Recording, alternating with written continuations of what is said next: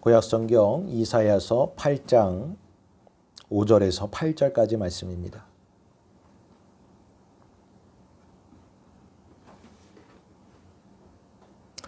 이사야서 8장 5절에서 8절까지 말씀.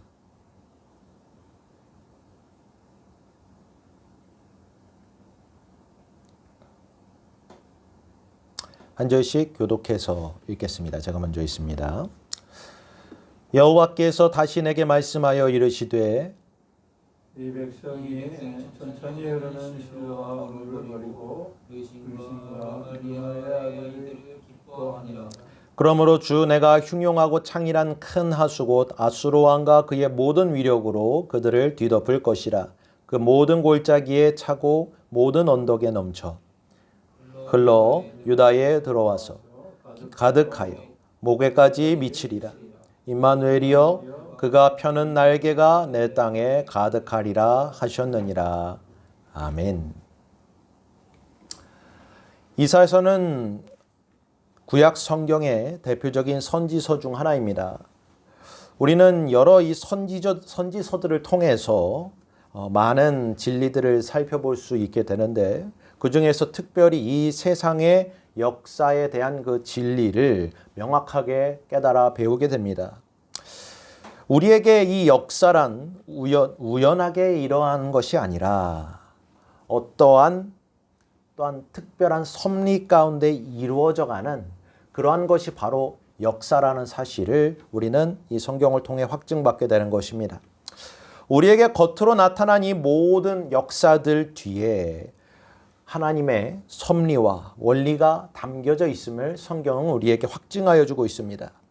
그런즉 우리는 이 눈앞에 보이는 역사, 기록된 역사들이 영원한 하나님의 법의 그 완성으로서 이루어져 가는 것을 깨달아 알게 되는 것입니다.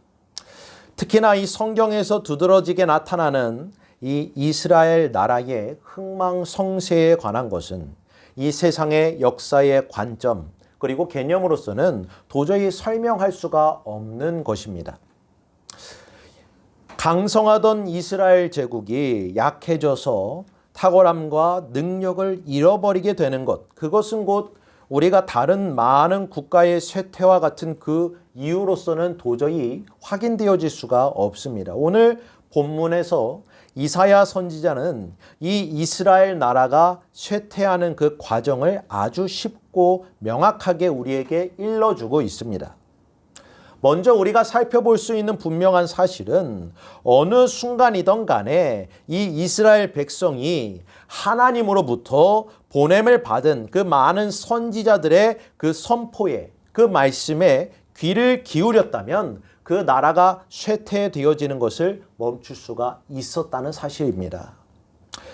실제로 그들이 이러한 고난과 환난을 당하기 직전에 거의 삼켜져서 멸망당하기 직전에도 하나님께서는 선지자를 보내주셔서 그들이 돌이키지 않을 경우 당하게 될 그 결과에 대해서 아주 상세하게 말씀하여 주셨습니다. 이와 같이 선지자들은 오직 하나님만이 그 역사의 주관자이시므로 가장 중요한 것은 그 백성들이 하나님과 올바른 관계를 갖는 것이라는 그 사실을 일깨워 주었던 것입니다. 이스라엘이 당하게 되어지는 그 모든 환난과 고통은 바로 그 사실을 깨닫지 못하고 또한 그것을 믿지 않음으로 말미암아 그분의 말씀에 귀를 기울이지 않고 불순종하는 것으로 그것이 곧 모든 죄악 중에 가장 큰 것이라는 사실을 선지자들은 일러주었습니다. 그 결과는 멸망과 황폐함 뿐이라는 사실입니다. 이러한 진리는 구약의 시대에만 국한되어지는 것이 아니라 신약의 시대를 넘어서 현재의 또한 시대를 살아가는 우리 모든 사람들, 우리 모든 성도들에게도 동일하게 적용되어지는 것임을 믿으시길 바랍니다. 그래서 사도 바울은 이와 같이 성경에 기록되어진 그 역사와 또한 선지자들이 전한 그 메시지는 바로 우리를 깨우치기 위하여 기록되어진 것이고 또한 본보기로서 우리에게 기록되어진 것이라 증언하여 주었습니다. 오늘 본문에서 이사야 선지자는 이스라엘 백성들이 이와 같이 위태로워진 그 이유를 밝히고 있습니다. 하지만 그것이 끝이 아닙니다. 그로부터 벗어날 수 있는 길도 함께 제시하고 있습니다. 만일 하나님의 말씀에 순종하지 않는다면 닥치게 될 그 환난과 재난까지도 확실하게 예언하여 주고 있습니다. 그런데 이스라엘의 모습이 어땠습니까? 그들은 자신이 고안해낸 그 생각과 계획에 매달렸고 하나님을 의지하는 것이 아니라 주변의 나라에 또한 도움을 요청하고 그들을 의지하는 것, 그것을 더 바랐다는 것입니다. 그것을 더 선호하였기 때문에 선지자의 그 말씀, 그 제안을 모두 거부하였다는 사실입니다. 그런즉 예언의 말씀대로 이스라엘은 나라는 멸망을 향해 다가가게 되었습니다. 오늘날의 시대를 한번 돌이켜 보십시오. 하나님의 말씀을 조롱하는 시대고 또한 경멸하는 시대입니다. 이른바 현재의 지식과 또한 문화에 비교해 볼 때에 이 성경에서 말씀하는 것들, 그 진리는 무익하고 또 어리석은 것으로 여깁니다.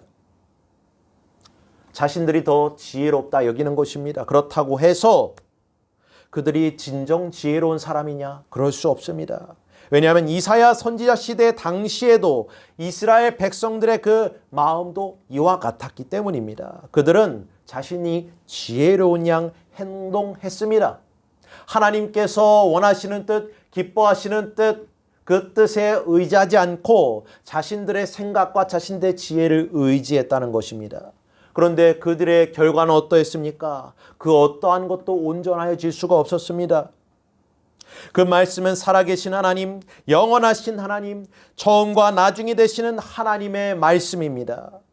그런즉 이 사랑하는 성도 여러분, 우리 모두가 하나님의 귀하신 말씀, 그 말씀에 우리가 귀를 기울이고 청종할 수 있는 것이 얼마나 귀하고 복된 것인가를 아시는 저와 여러분 되기를 간절히 소원합니다. 우리가 오늘 본문의 말씀을 통해서 배우게 되는 복된 진리 중에 하나는 이 환난이나 어려움처럼 우리의 삶을 비참하고 불행하게 만드는 그 모든 것들이 무엇으로부터 파생되어지냐? 바로 죄악으로부터 말미암는다는 사실입니다. 우리 자신이나 또 다른 누군가가 어려움과 공경에 처해 있을 때 우리가 지혜로서 생각하는 일은 먼저 그 일이 생겨나게 된 그 원인을 알아내서 또 그 상황을 파악하는 것이겠죠. 그것이 세상의 일반적인 개념입니다. 하지만 성경은 이러한 사람의 지혜와 생각과는 그 다르게, 모든 것이 다르게, 그 개념 자체가 다르게 출발하고 있습니다. 다시 말해서 대부분의 사람들은 자신이 당한 그 불행의 원인을 이 주변의 환경과 또한 상황, 그리고 자신이 어떻게 할 수 없는 그 외적인 요인이나 그러한 세력으로부터 발견하려고 한다는 것입니다. 그러다가 그 결정적인 원인을 발견하지 못하면 어떻게 합니까? 그것이 어쩔 수 없는 운명인 양 받아들이는 것입니다. 이것은 결국 자신의 잘못, 자신의 죄를 회피하고 또한 그 불행의 원인을 자신이 아닌 다른 것으로 돌리려는 죄악의 전형의 모습인 것입니다. 사랑하는 성도 여러분, 우리 모두가 당하게 되는 그 재난이나 환난, 그것을 모두 외적인 여건의 탓으로 돌리는 그 시도는 긍정적이든 부정적이든 사실과 대면하는 순간 모두가 무너지게 되는 것임을 믿으시길 바랍니다. 물론 그렇다고 해서 우리에게 그 외부 여건이 전혀 중요하지 않다, 제가 그렇게 말씀드리는 것이 아닙니다. 다만 그러한 것들이 우리의 삶을 지배하는 요인이 돼서는 안 된다는 것을 말씀드리고 있는 것입니다. 왜 이스라엘 백성들이 이와 같이 무시무시하고 절망적인 그런 공경의 상황에 빠지게 되었는가? 그 나라가 멸망의 위기에 빠지게 되었는가? 그 이전에 지금 이 위험을 겪고 있는 이전에 다윗 왕과 솔로몬 왕, 그 이스라엘 백성이 창일하던 시대, 번성하던 그 시대와는 전혀 다른 양상의 무서운 변화가 일어나게 됐는가를 우리는 알아야 됩니다. 이사야 선지자는 바로 그들의 죄악 때문이라 선포하고 있습니다. 그 죄는 무엇이었습니까? 하나님을 무시하는 것이었습니다. 하나님의 말씀을 받아들이지 않는 것이었습니다. 하나님의 율법에 순종하기를 거부하는 것이었습니다. 하나님이 기뻐하시는 뜻대로 살아가기를 거절하는 것이었습니다. 이스라엘 나라는 하나님을 섬기며 하나님께 순종하는 그동안은 행복하고 번영한 나라였습니다. 심지어 그 앞을 가로막고 있는 수많은 난관들조차도 아주 수월하게 극복해낼 수가 있었습니다. 하나님께서 그들과 함께 하셨기 때문입니다. 그런 그들에게 닥친 모든 불행과 재난의 원인, 지금 그 일은 오직 단 하나, 하나님의 무한하신 그 사랑을 그들이 거부했기 때문이라 이사야 선지자는 밝히고 있는 것입니다. 사랑하는 성도 여러분, 우리가 지금 평강하다고 하여서 또 환경과 상황이 편안하다고 하여서 속지 말아야 될 진리가 있습니다. 이스라엘 백성들도 하나님께 등을 돌린 뒤에는 한동안은 모든 것이 다 잘 돼가는 것처럼 여겼습니다. 이전에 하나님을 잘 섬기다가 어느 시점에 이르자 자신의 삶을 택하고 하나님이 원하시는 삶을 택하지 않습니다. 그러한 삶으로 나아가자 결국 그들에게 큰 고통이 닥쳐오게 되었다는 것입니다. 죄는 이처럼 우리가 하나님을 멀리할 때 또한 공경에 빠뜨릴 뿐 아니라 그 공경에서 건져주시려 하는 하나님의 사랑의 손길마저도 거절하게 만든다는 것을 기억하시길 바랍니다. 본문에서 이사야 선지자가 이 이스라엘 왕 아하스와 또 그의 백성을 책망하는 이유가 여기 담겨 있습니다. 그들이 하나님께 불순종함으로 공경에 빠지긴 했지만 하나님은 영원하신 사랑으로 그들에게 등을 돌리지 않으셨다는 것입니다. 그것을 지금 일깨워주고 있습니다. 오히려 공경에 처한 그들에게 누굴 보내주십니까? 선지자를 보내주십니다. 그리고 회복의 길을 제시해주고 계십니다. 아직 늦지 않았으니 하나님의 말씀에 귀를 기울이라. 하나님을 의지하라. 그렇다면 모든 것이 변화되어지고 새롭게 되어질 것을 약속하고 또한 그것을 선포하였습니다. 사랑하는 성도 여러분, 하나님께서는 이처럼 늘 우리의 모든 죄를 용서해 주실 준비가 되어 있으신 분이란 사실을 믿으시길 바랍니다. 우리가 돌이키기만 하면 하나님께서는 죄 사함의 은총을 베풀어 주실 모든 준비를 하고 계십니다. 하나님께서는 자신이 보여주는 길, 제시하는 길만이 우리가 공경에서 빠져나갈 수 있는 그러한 유일한 길이요, 해결책이란 사실을 계속해서 우리에게 말씀하십니다. 이보다 더 큰 사랑이 어디 있습니까? 끝까지 포기하지 않으시고 우리를 끝끝내 구원하시고자 하는 하나님의 은혜. 하지만 이스라엘 백성들은 이 모든 하나님의 사랑을 거부했습니다. 그들에게 주어질 축복과 구원을 거절하고 경멸하였다는 것입니다. 이것만큼 큰 죄악은 없다는 사실을 이사야 선지자가 지금 일러주고 있는 것입니다. 본문 6절 말씀을 같이 한번 읽어봅시다. 다시 한번 읽습니다. 시작. 이 백성이 천천히 흐르는 실로와 물을 버리고 르신과 르말리아의 아들을 기뻐하느니라. 아멘.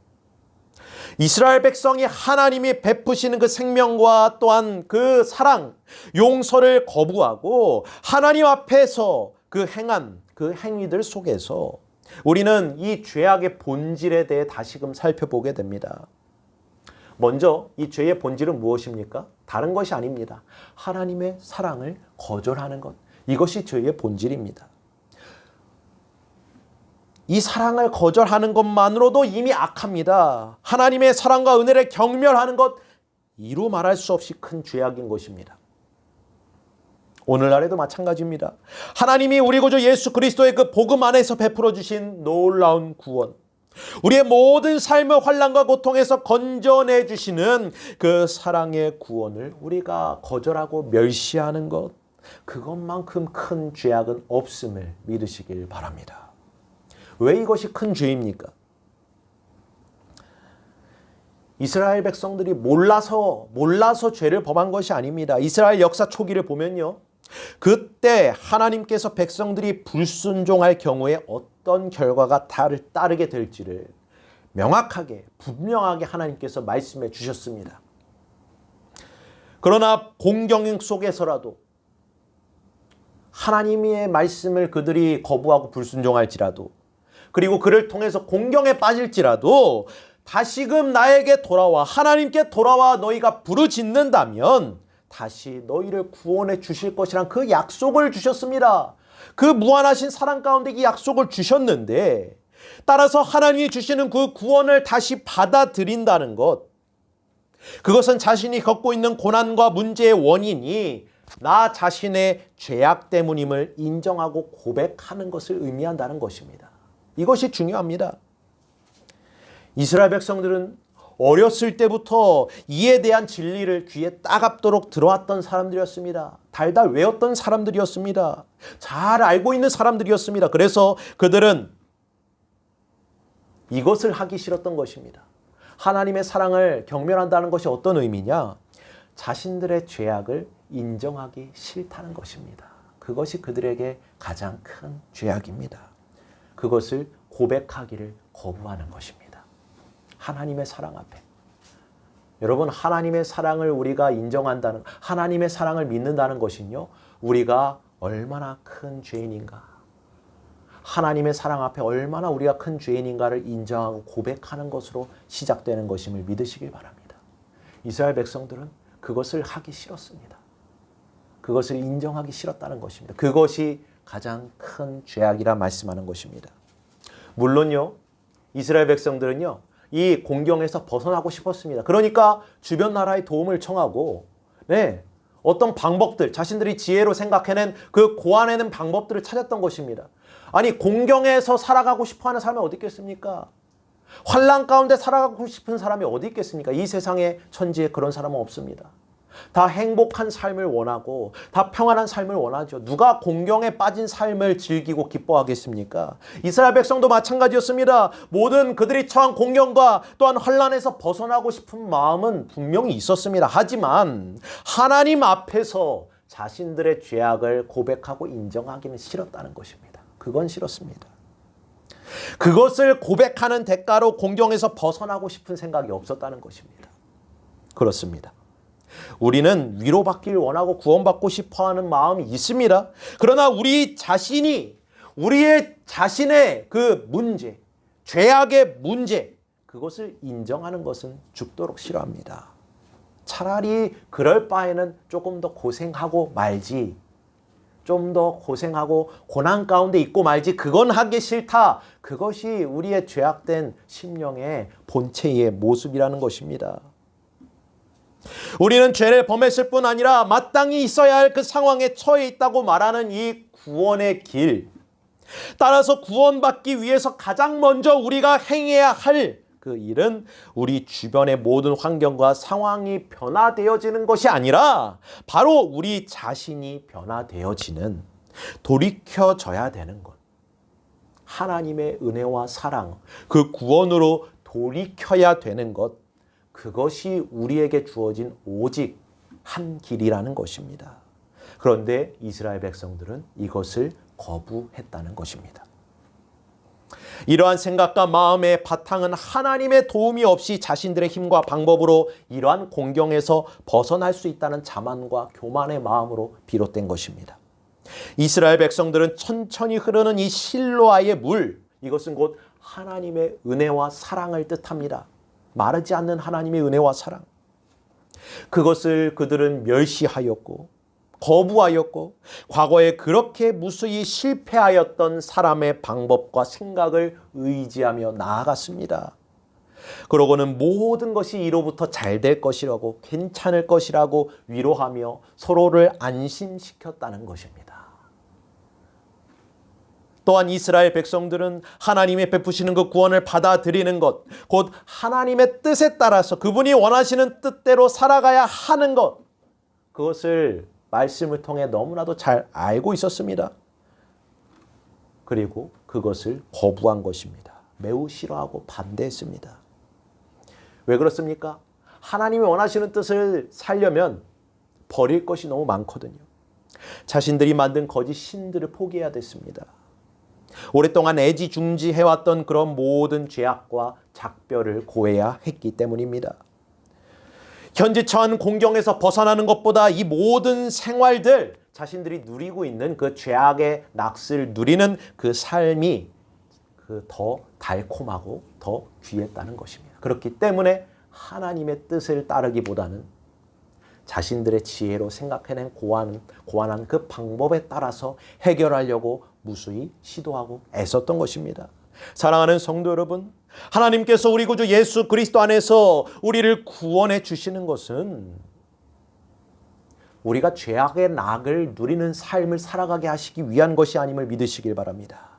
우리로 하여금 이 죄 가운데서 계속 살아가도록 하기 위해서 우리를 구원하신 것이 아니라는 것입니다.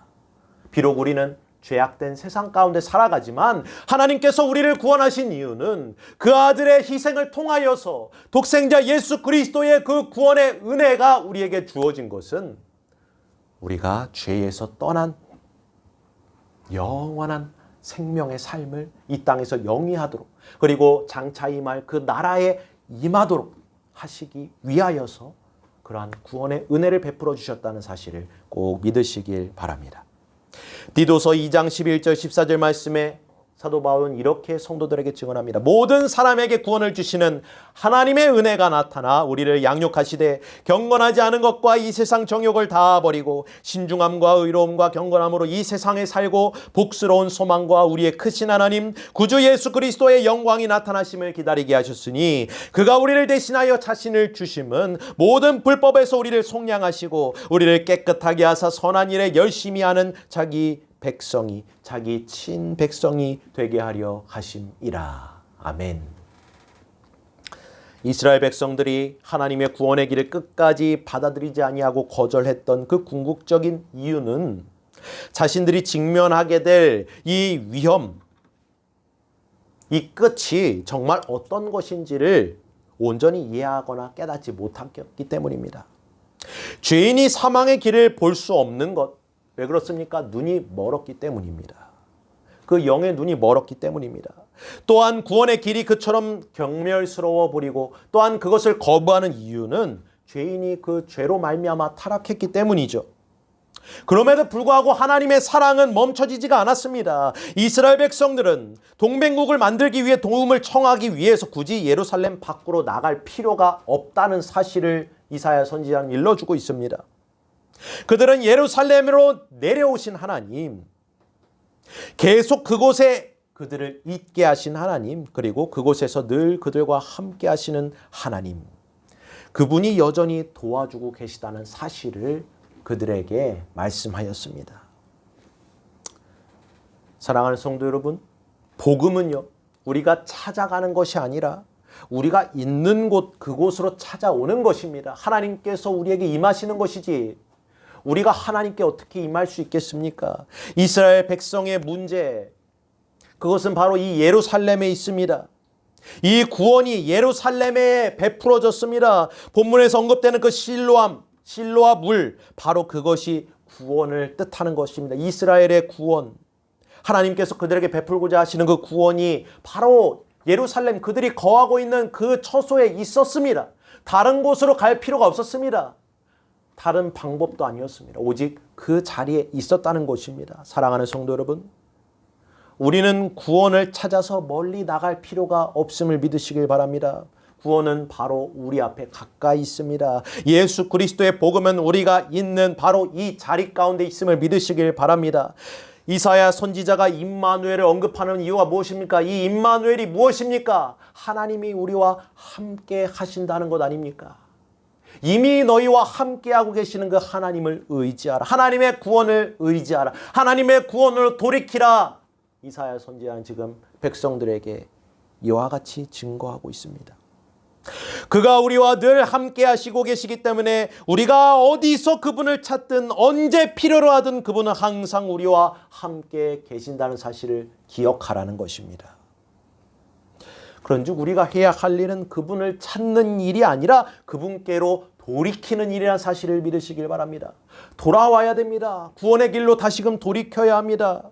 하나님께서 우리의 상한 갈대를 꺾지 않으시고 꺼져가는 등불을 끄지 않으십니다. 그래서 십자가 상에서 우리를 위해 죽으셨고 우리를 구원하셨고 또 이 구원의 길은 복잡하고 단순합니다. 복잡하지 않습니다. 누구에게나 열려 있을 만큼 그 은혜로운 길입니다.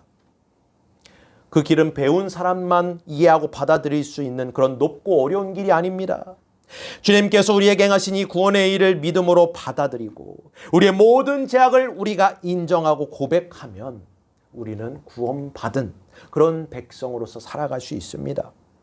주님을 기쁘시게 하는 삶으로 우리의 감사를 표현하기만 하면 됩니다.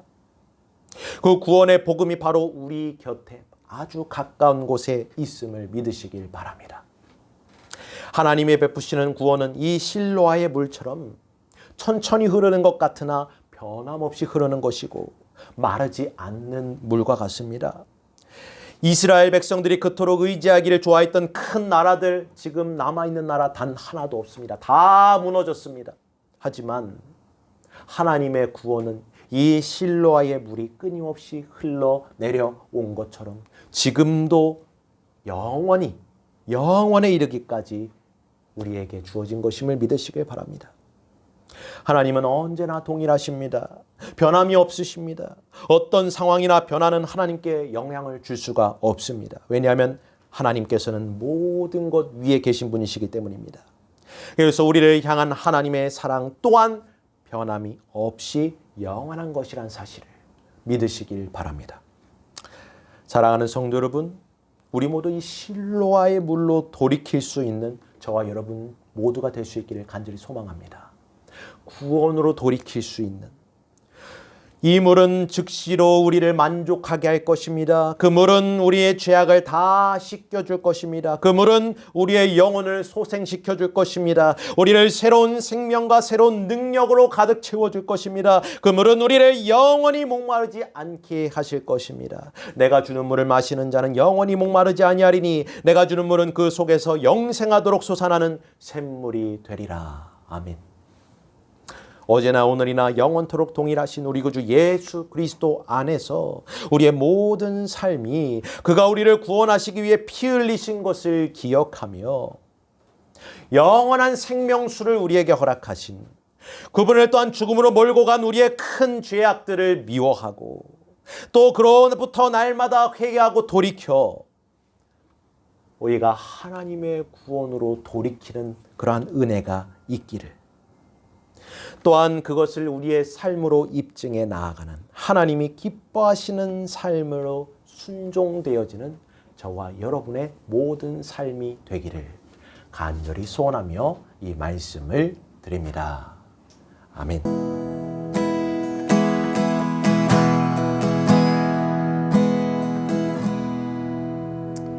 이 세상을 살아가는